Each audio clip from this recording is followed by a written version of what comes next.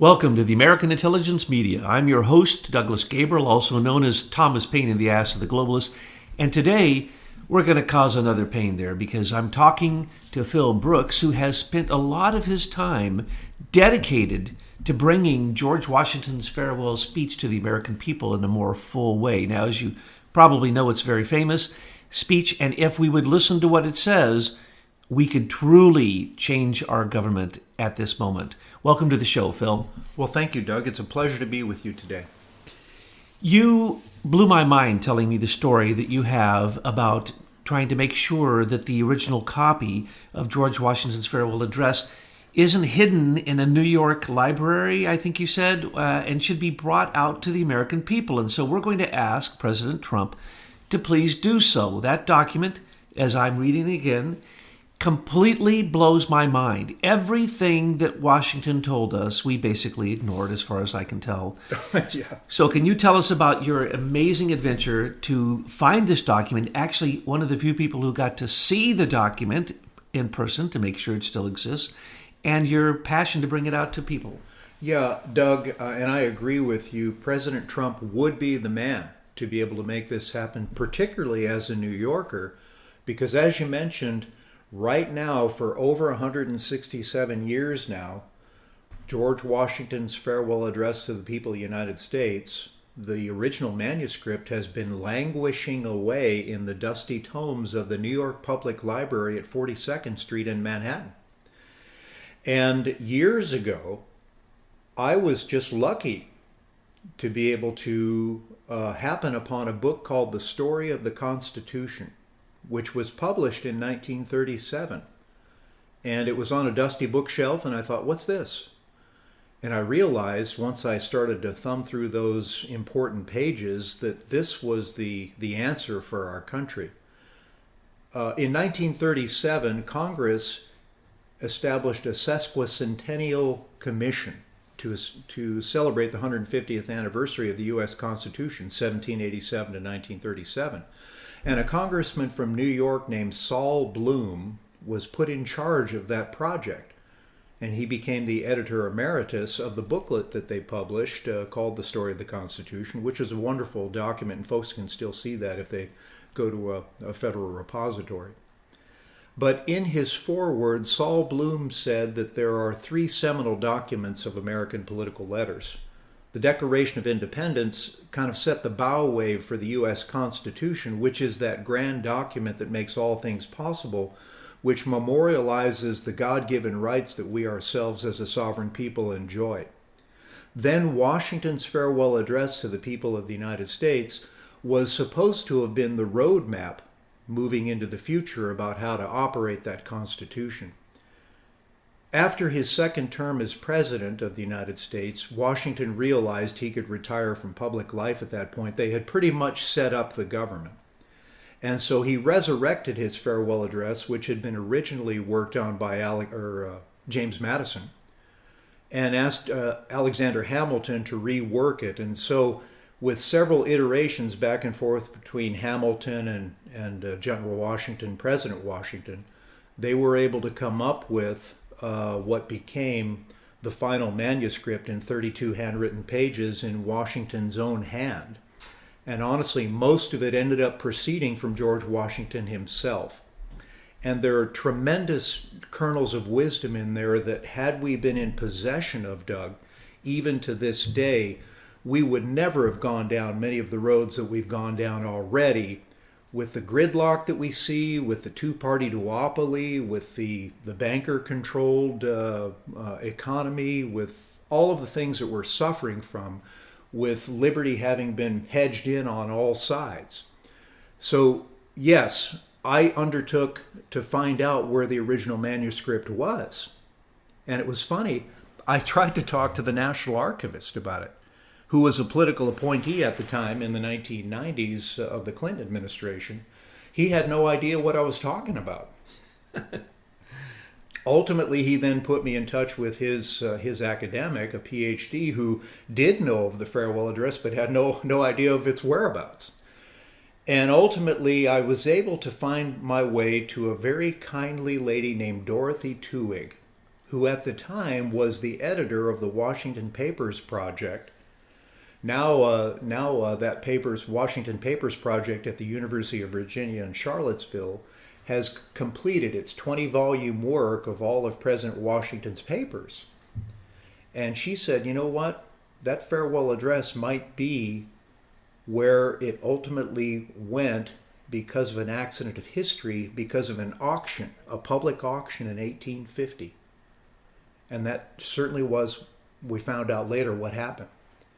There was a collector of American memorabilia named James Lennox, and Washington's farewell address came up for auction, and he bought it for $2,300, I think it was, back in 1850.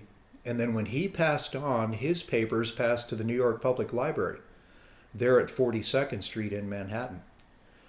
And so the farewell address has been languishing away in obscurity there all this time, Doug, when it was supposed to have been one of the seminal trinity of American political letters, with the Declaration of Independence, the U.S. Constitution, and again on Washington's farewell address on keeping in the path. Well, as I read it, it sounds like the Desiderata of a nation. It sounds like the moral, spiritual advice of a true father telling us and warning us about the future and being absolutely accurate. And so I want to ask a question, Phil. First off, I want to say that you've written articles about this that have been published. You've considered writing a book about it. This is a very deep subject that a lot of people have written a lot about. Why? Because of the content. The content is absolutely breathtaking, actually. And I want to ask this question. I have heard that at one point George Washington was offered a monarchy instead of a presidency. And by this turning down of the third term that we are hearing about, which was the cause of his farewell address, is that, and then you see these amazing injunctions, stay away from foreign alliances, insidious foreign alliances, he says, do not choose favorites or particulars in nations. You must be completely open with everyone. But he basically is telling us, avoid these alliances, and I can hear in the background, with monarchies. So is it true? Was George Washington actually offered the monarchy of America? Well, at the end of the Revolution, his officers had become disaffected with the Congress. They realized that the congressmen were in a cloistered world. They weren't out in the field experiencing what it was like to be in the line of fire, in privations, and we know how desperate some of those privations were at Valley Forge and other places, at Trenton, New Jersey, and so forth, in the campaigns that were fought during the War for Independence years. And so they had some interest in Washington taking charge and becoming a benevolent monarch. But there was an occasion when he surrendered command of the army at a place called Franz's Tavern nearby Wall Street in Manhattan. And there on the second floor of Franz's Tavern, Washington addressed his officers. And he realized there was this untoward spirit among them to say, well, let's go to a monarchy instead of being a sovereign nation. And Washington realized he was going to have to do something pretty quick. So in a moment of artifice, he took his glasses off, his reading glasses, and made a show of having some difficulty of reading a paper that was being presented to him at the time. And his officers gathered from this that he was having some difficulty and maybe beginning to lose his eyesight. And they were so touched by that whole spirit of monarchical possibility dissipated in the room at that time, and that was pretty much the end of it. Wow.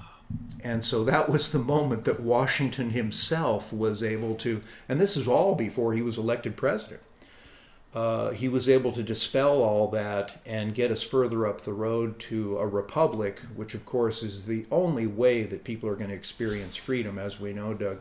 Even from the very beginning, these guys understood, As the Bible says, stand fast in the liberty wherewith Christ has set us free, and be not entangled again with the yoke of bondage. They knew that they could not, having thrown off the yoke of monarchical tyranny with King George III, that they couldn't saddle themselves again to some kind of bondage. They had to establish a free republic where the powers were separated, and where each of the people could be a member of a sovereign people.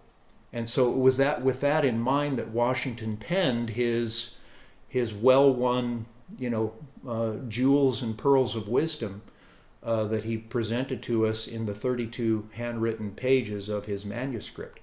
And it was just a thrill for me. You can imagine, Doug, having hunted this thing down and finally, yes, determining that the farewell address was there at the 42nd Street, and still is at the 42nd Street Library in Manhattan, that it could be seen by the people again. And interestingly, though, the politics begins to creep in at that point, as you can imagine. And you said you got to actually see them restoring it? Yes, but it wasn't without a fight. Because the folks that are in charge of the New York Public Library, I don't think necessarily share the values that the American people share, which is life, liberty, and the pursuit of happiness. We've talked before, Doug, about John Wise, the Massachusetts Bay Colony clergyman from Ipswich, Massachusetts, who was a great writer, a wrestler, a very gregarious person, a great speaker. And he's the guy in the 1690s and 1700s, early 1700s. He died in 1710, I believe it was. He came up with that phrase, life, liberty, and the pursuit of happiness. So it wasn't until 7-8 decades later that Thomas Jefferson employed that phrase in our Declaration of Independence. It seems a complete shame to me that this document wasn't printed and read from every pulpit in America, because it is the safeguard of our Declaration of Independence and the Constitution and the Bill of Rights. It is one of the most beautiful things that I've read ever, because it's the frank advice of a wise statesman, and it has been basically ignored. I, as a person with a degree in history, am shocked that I didn't even know that it existed. And when I read it, I can tell you it is as powerful as a reiteration of the Declaration of Independence. And it is a shame that it wasn't put in print. And so really, this was obfuscated. And I wonder if it wasn't hidden on purpose, because print in those days, without Paul Revere being a printer, I don't think that we would have been quite as successful as we were in the American Revolution. And without the pamphlets of Thomas Paine, I'm certain that we would not have been. So had we printed this farewell address and it been used as a rally point, I think we would be more along the lines of what the original founding fathers and mothers actually had in mind. Well, I agree with you. There was an appetite for Washington's wisdom at that time. He was beloved of all in the nation, really, in the 13 colonies.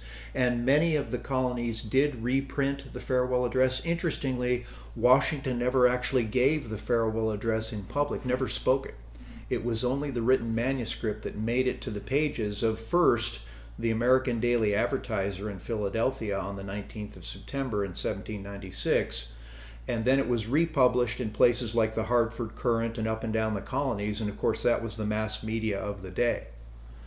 But once that had been done, it was known by the people and beloved by the people in those early decades of the Republic. But there came a time when we began to veer away from the jewels of wisdom, as I say, that exist in the farewell address. And so, interestingly, in 1861, 1,000 citizens from Philadelphia, embroiled, of course, in the Civil War, realized that the Republic itself was in jeopardy. The fracture of the states. The southern states interested in states' rights. The northern states fired by a spirit of abolitionist fervor and the institution of slavery. They were essentially fighting a common war for two different purposes as Americans. Think about that. Well, we know now that the bankers once again were stirring the pot there in Wall Street. They had designs on the continent and still do. and continue to and always have. And so that brought the people to a point of extremis. And so those 1,000 citizens appealed to Congress and to President Lincoln to resurrect the wisdom of George Washington's farewell address to the people of the United States. And so in that year, they held a public reading of it. And that public reading occurred, I think it was the Secretary of the Senate who read it into the record, while the Vice President, President Lincoln couldn't attend because one of his sons had passed on and was in mourning. But the Vice President and the joint session of Congress, the Supreme Court justices, all got together for a public reading of it, which takes about 45 minutes. And so that was an occasion for us to return to Washington's wisdom. Then it wasn't until the 1880s, I believe it was, that once again in Congress, folks realized, well, you know what? Maybe we ought to be paying attention, as you suggest, Doug, to Washington's address. And they started to read it in the halls of Congress. Even to this day, at the opening session of each Senate session, they will have a junior senator read it into the record. They used to do that in the House. But now, interestingly, in the 1970s and 80s, as we started to get into this two-party gridlock that has gripped our country all these decades now, on into about 1980, they decided in the House of Representatives that they didn't have time to read in, Washington's farewell address into the halls of Congress anymore. So in the lower house, in the House of Representatives, they ceased the practice. And so, no surprise then. And again, as you touched on, Doug, this stuff was all known 200 years ago. Washington had it all mapped out. He and Hamilton and Madison, they understood what was going to be coming down the pike, and they put it all on paper for us to be able to understand how to maybe navigate that road. But ultimately we got away from it. And so one of those key points, and perhaps the key point that our country is concerned with right now, is that religion and morality are indispensable to the American experience. This republic, this government, this United States of America, was founded as a limited government constitutional republic under the ethic of Matthew 7:12 from the Holy Bible. Do unto others as you wish done unto you. Because a government that's popular in character when the people aren't taking care of one another, aren't respecting one another, it's doomed to failure.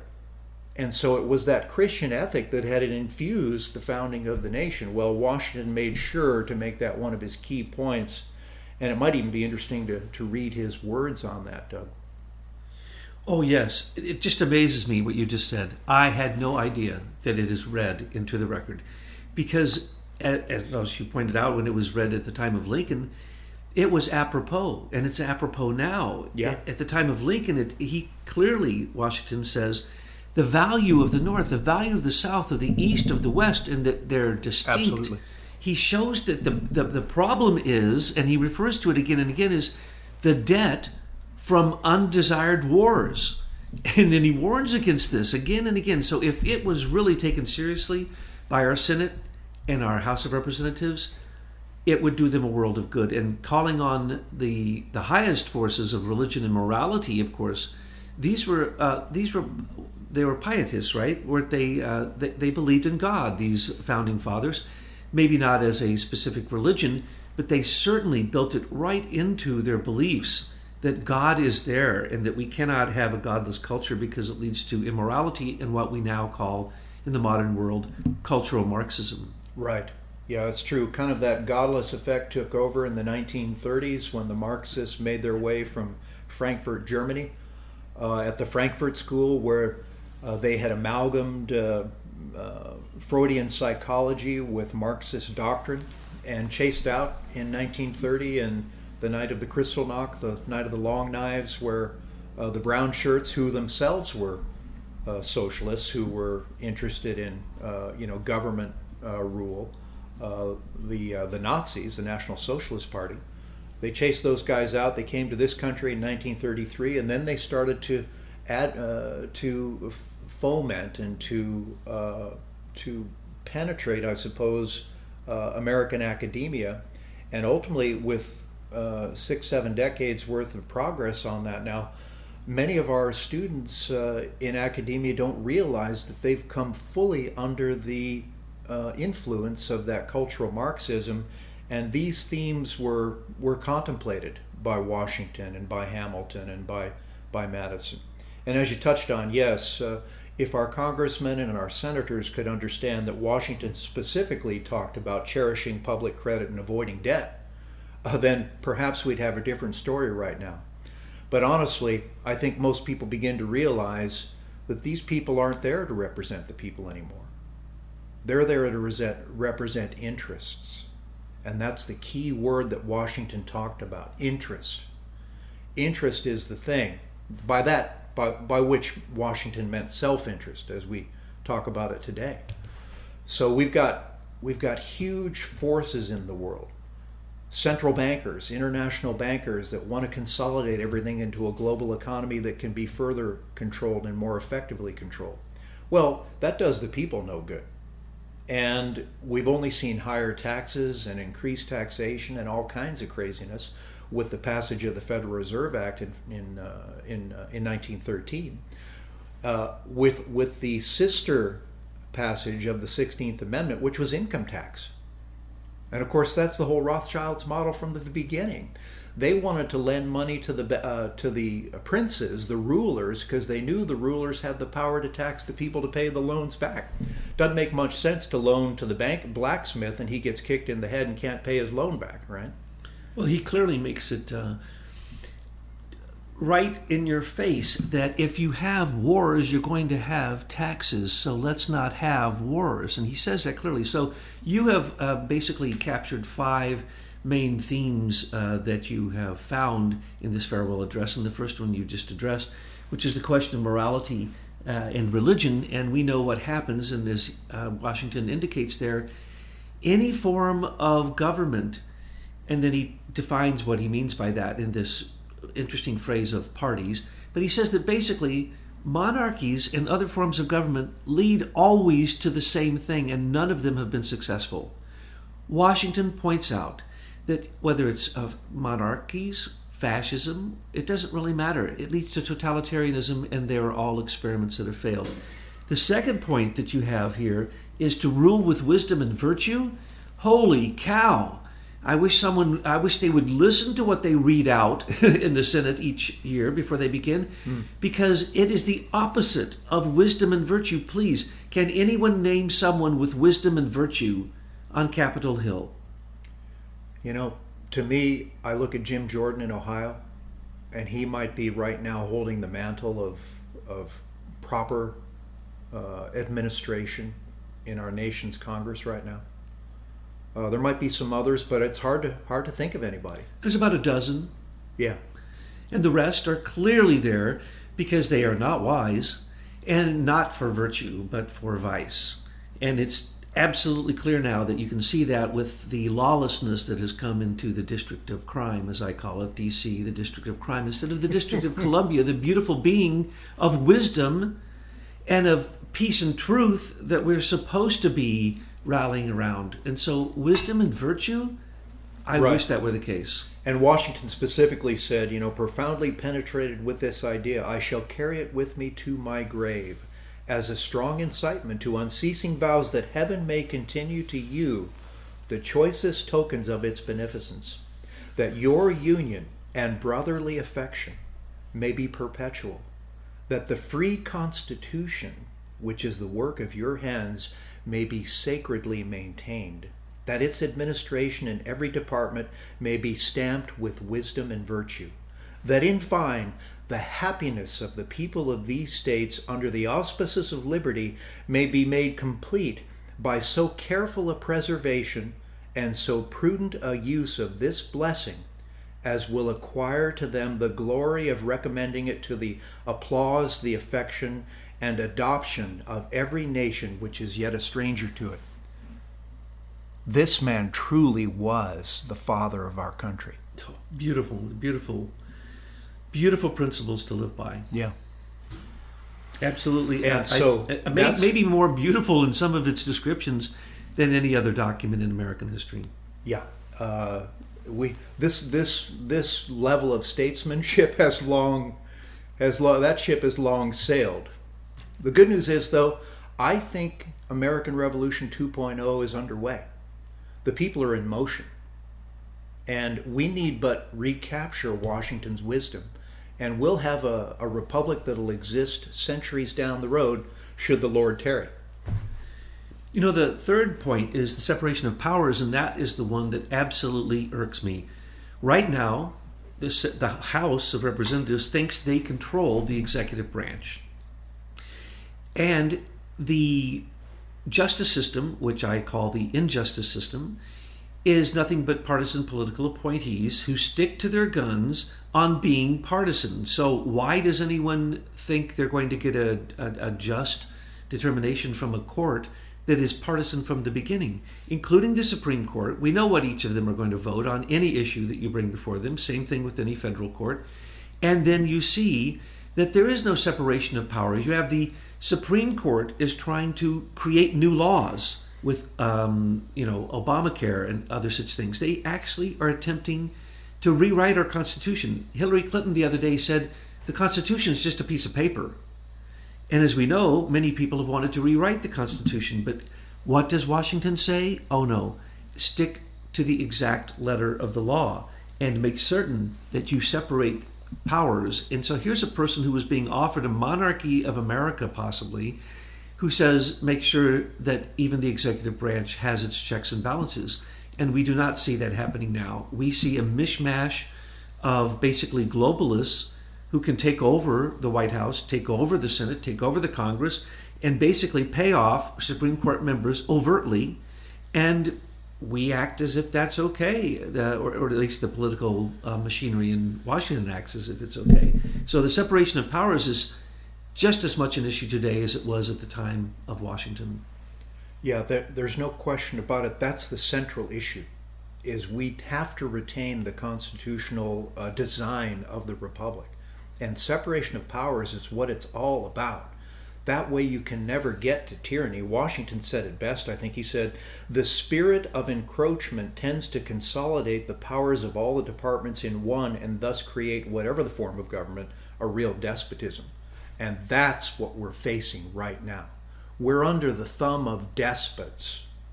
And I believe President Trump is banging away in our corner, slugging it out. They're in that swamp with all of the deep state folks, with all of the entrenched moneyed interests, with all of the people who have a lust for power, perhaps even to a sociopathic level. President Trump is there slugging it out for the people, trying to get us back to that true separation of power, to bridle that federal horse that continues to run unbridled now for well over a century, since the Federal Reserve Act was passed. And by the way, that was the fourth iteration, as folks may know, of central banking on this continent. And whatever the money is at, the Bible says the love of money is the root of all evil. And surely that continues to this very moment.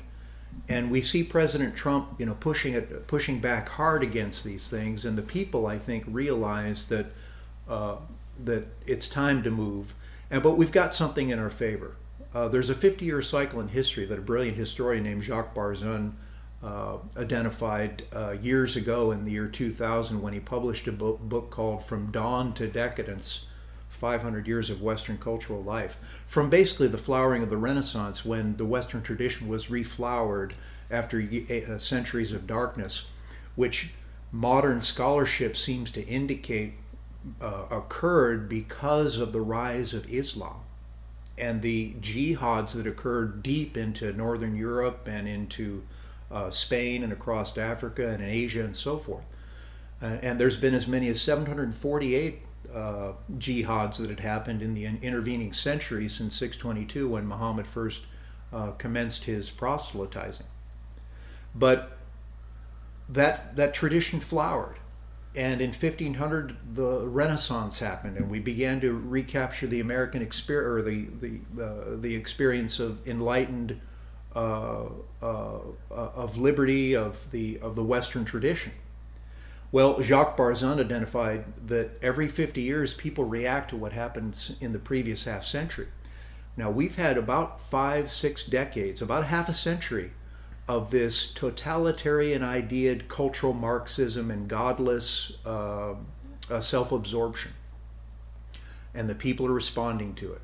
We saw in 2016 that the people came out by the tens of thousands to President Trump's rallies because nobody else talked a vernacular that made sense to the people. They were all beltway creatures doing the polished political, messaging.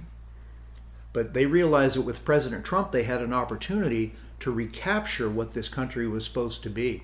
And honestly, Doug, I think President Trump will be reelected in 2020. We just saw, I think, Tyler, you had called note to the fact that in Dallas, there was as many as 30,000 people that had attended that rally recently. And there was another perhaps 25 or 30,000 that continued to wait outside. 60,000 people showed up. Nobody paid them to be there. Some of them may have waited a day or two just to even get in the building.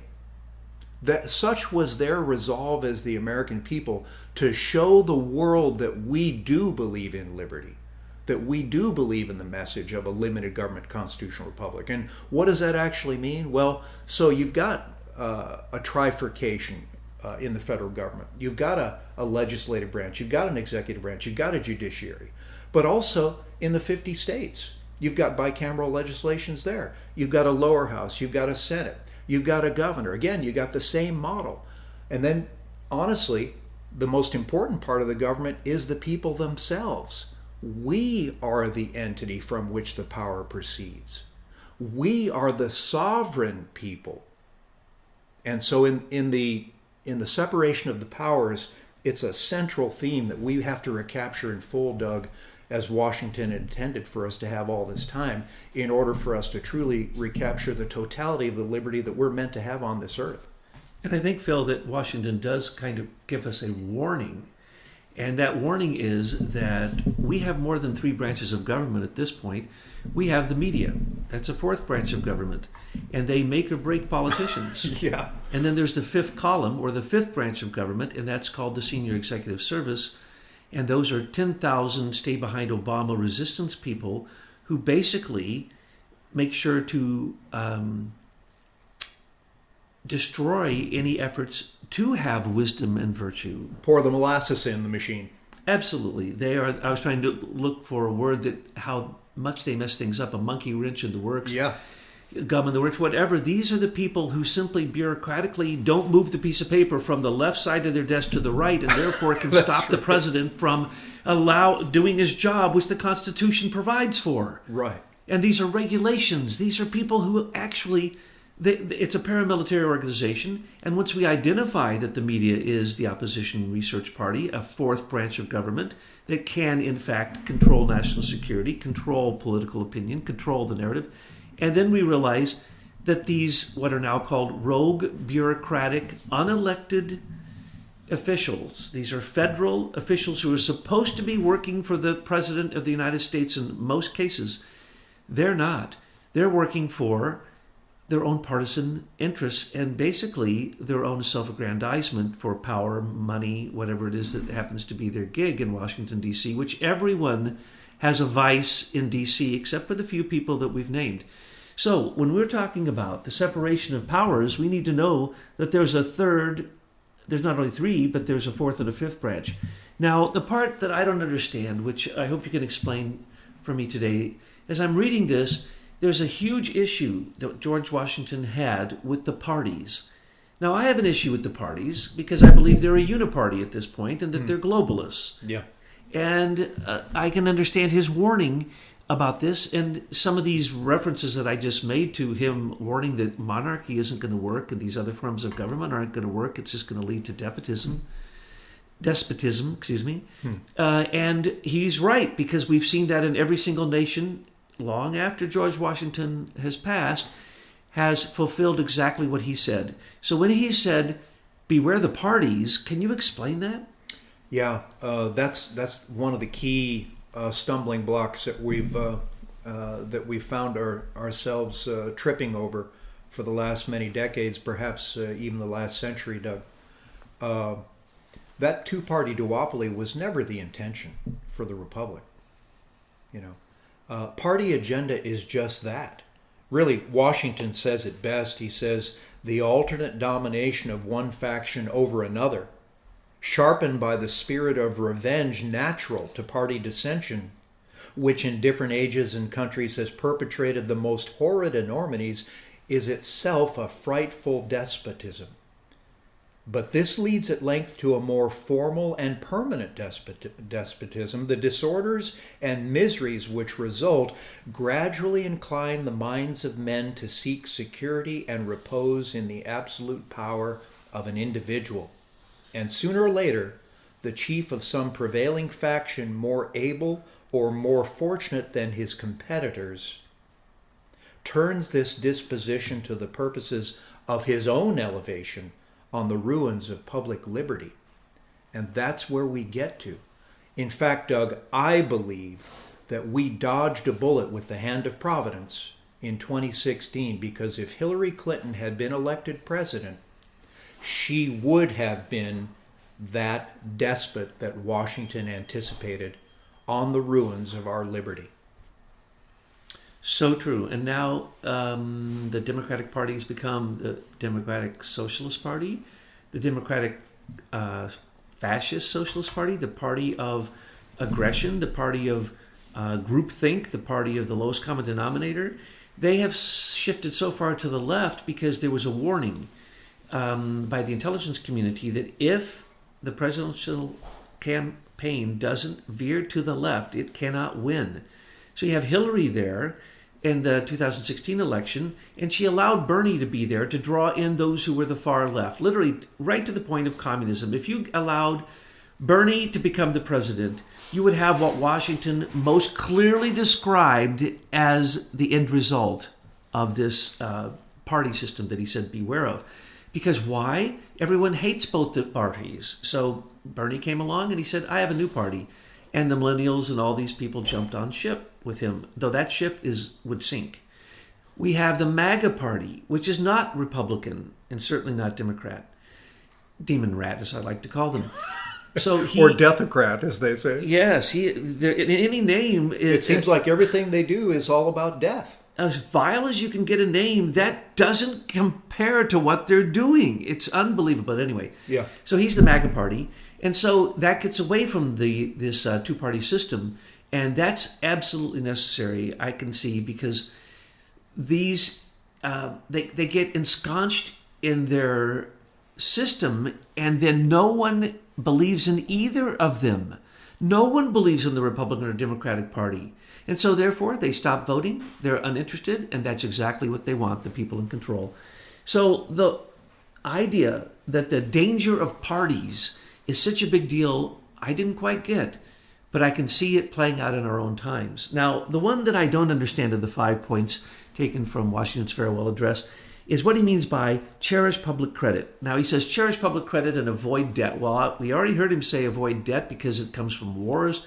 It's going to go after the individual to repay a debt for a war that they didn't even know existed. And he predicted this. Exactly what the U.S. Federal Reserve is. 21 trillion or whatever many trillions of dollars of war debt that I didn't participate in that war. I didn't do that. I never approved of that. The 26 billion spent on the first day of attacks in Iraq by George H.W. Bush. I didn't approve that. So how is it that we are still in the cycle of keeping war debt? And what does Washington mean by cherish public credit, Phil? Well, he says, discharge the debts which unavoidable wars may have occasioned, not ungenerously throwing upon posterity the burden which we ourselves ought to bear. And honestly, in 1913, when the Federal Reserve Act passed and it allowed central banking once again on this continent for its fourth iteration, Doug, that's when the wheels began to come off. And honestly, with income tax, which never should be the method of taxation in this country, and was never intended to be the method to pay for a federal government or other levels of government, we basically took on a yoke of bondage, and so we did not cherish our public credit. We did not avoid debt. A funny thing is, when you look at the Nixon administration, 1971, President Nixon took us off the gold standard, and shortly thereafter, there was a shift in legislative procedure in the U.S. Congress, which allowed marking up bills, allowing them to be having riders placed on them, etc. So suddenly, without a currency tied to sound fiscal policy, that is to say, backed by gold and silver, without a sound currency, we began to get to a situation where we could just print funny money. And that's the same thing that the princes in Europe had learned, 2-3 centuries prior.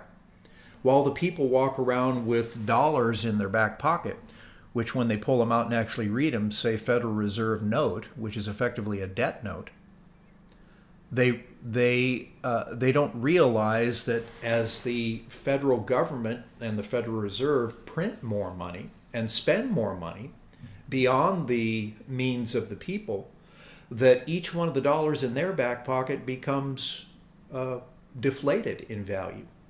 And so that causes the inflation in prices. So the currency becomes debased, the currency becomes devalued, and so what used to cost a nickel now costs $1, and you end up once again having the people being being fitted with a yoke of bondage. And we've been living that nightmare now for a century. So cherishing public credit is so vital and important.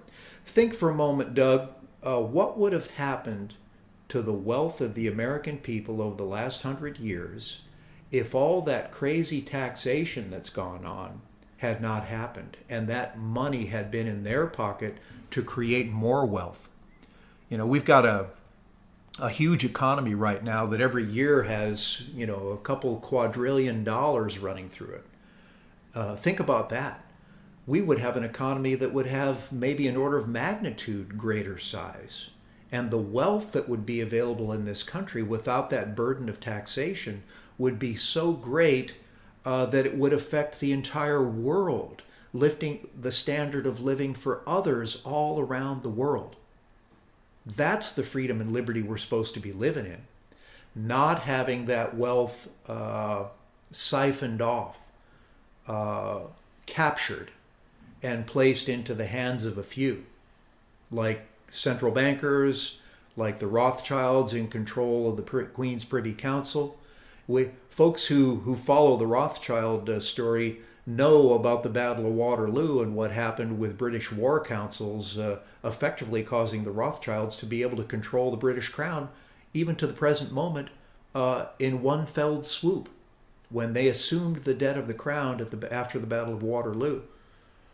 It's fascinating to see just how deep this thing goes back in 2 or 3 centuries, and it's time for the people to jump up and become educated about this stuff, to stop thinking in terms of Democrat, Republican, conservative, liberal, rich, poor. It's time for Americans to rise up and begin to think again in the vernacular of the framers and in the vernacular of the founders and President Washington about tyranny or liberty. I so agree. I think that we are exactly as you said, Phil, in a second American Revolution, and that we're winning it, and that the way to win it is to listen to what Washington told us, because he said, don't get into debt. Whoever owns your debt owns you. In other words, he literally in one place uses the word slave. We are enslaved to the U.S. Federal Reserve through odious debt. Odious debt is illegal. That is the trick of all Rothschild-styled central banks. And our central bank here, central banks connected to the U.S. Federal Reserve, do the same thing. They loan us money for a war, so we get into the war, and then afterwards we have to reconstruct, so they loan us more money, but they also loan money to the other side to make sure that the war would be really good and sound and kill a lot of people, so that afterwards the reconstruction will cost a lot of money. And so they pay up front, both sides, then they collect from both sides afterwards. That's odious debt. It was just like the media contriving the lies that attack a president, which then affect national security, which then affects our entire economy. That is an attack upon our nation. The attack upon our nation from the U.S. Federal Reserve, when you see who owns it, it's actually the big bankers. Let's just call it that.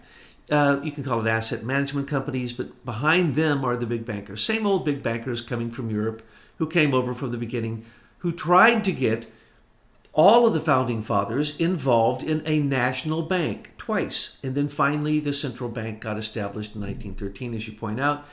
And that U.S. Federal Reserve System has an odious debt we can never pay. In other words, they have the right to distribute more money, which causes more debt, which means that we can not ever pay it back, so the debt can only increase. Therefore, the person who did that to us is our enemy, and that is the U.S. Federal Reserve, which is not U.S., it is not United States, it is not federal, and it has no reserves. And they have a loose agreement with the Congress, and people don't understand that they used to give us a bill every 5 years. The U.S. Federal Reserve would simply give us a bill for billions of dollars, 25 billion, 40 billion, whatever they thought of. And we had to pay that. Who did that go to? The owners of the Federal Reserve. The United States government does not own the Federal Reserve. The U.S. taxpayers do not own the Federal Reserve. It is owned as a private corporation. So we were paying them whatever they told us we owed them at the end of the day. To do what? To do nothing more than what the U.S. Treasury already does. So the time has come. We're probably going to see a restructuring all of this. And so hopefully we can listen to what George Washington said in his farewell address, and that we can cherish public credit and avoid debt. So some closing words. Are you going to write a book on this eventually? Because your astute knowledge of this is amazing and needs to be shared with a lot of people. Well, it needs to be written, Doug. We have to be in action. We have to be in motion right now. We've got to make people aware of this. And yes, a book is one way to do that, but I think probably the digital media reaches the people more directly. Now, you touched on a few things, and as we close on this, I want folks to realize it's not all bad news. In fact, it's all good news. We know it happened. We know the farewell address is out there, and it's at New York, on Manhattan, and President Trump is from New York. And he's the leader of the Second American Revolution. And he could easily pull that manuscript of Washington's farewell address to the people of the United States out of the New York Public Library by a legal technique called the Rite of Replevin, when a document is so important to a people that it has to be gathered again for the people's possession. And he can place that farewell address with all of its wisdom available to the people at Exhibition Hall in Washington, D.C., on the Mall, at the National Archives, where the Constitution and the Declaration of Independence are displayed, so that we can once again unify the seminal trinity of American political letters and recapture Washington's wisdom for the people. That is all available to us even now. And I think that's where our future is. It absolutely is, because he's a patriot, and Washington says, beware of pretend patriots. And I can tell our audience one thing, and that's that Phil Brooks is a true patriot that wants to bring forth the Second American Revolution and win it, and make sure that we win what we thought we won in the First American Revolution. Yeah. And so thank you, George Washington, for not being a monarch, and thank you for giving us Amen. The words of wisdom that are still and can lead us into the future in a way that no other document that I know can, except for the Declaration of Independence, the Constitution, Bill of Rights. And I believe that it belongs exactly where you say, right next to them, and that it needs to come to public attention now, and that instead of reading it to the non-virtuous members of Congress, we need to read it to the American people. Right. They can recapture their birthright. That is beautiful. Phil, thank you for the great work that you're doing in so many different areas, and we look forward to the next talk with you. Thank you very much, Doug. Thank you.